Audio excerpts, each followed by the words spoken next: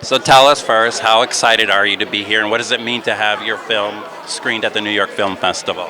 You would have to bleep a lot of the words that I would say if I could really express how excited we were to be here. This was our dream U.S. premiere. Nowhere else we wanted to be but the New York Film Festival. So we're pretty psyched.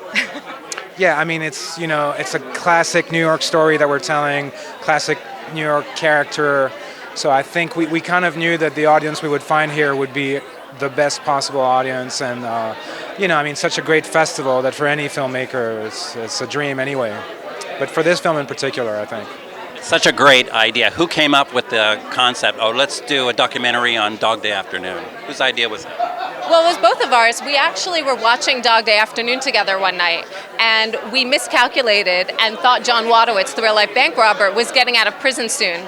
And when you see the film again, I don't know the last time you saw it, but you just fall in love with this character, even though you shouldn't. He's a perfect anti-hero and also captures that 1970s time that, a lot of us in New York are nostalgic for.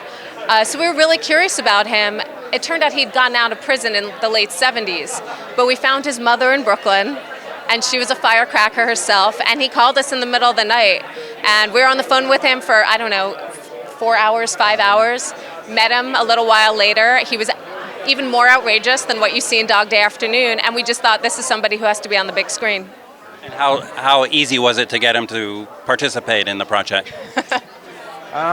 It was easy in the beginning. I think he was, he loved the attention, he loved telling his story, but he had never actually sat down and told his whole story.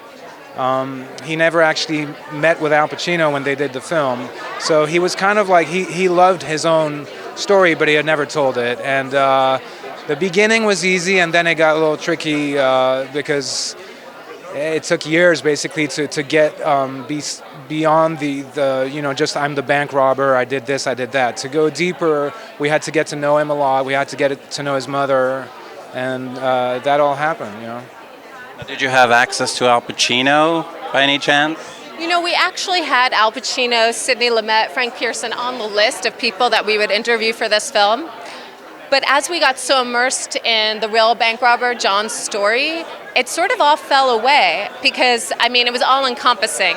We kind of fell down a rabbit hole with this film, filming the dog, filming the people in his life, and we really want Al Pacino to see the film, but really this is just about John's life story, and we're going to leave it at that.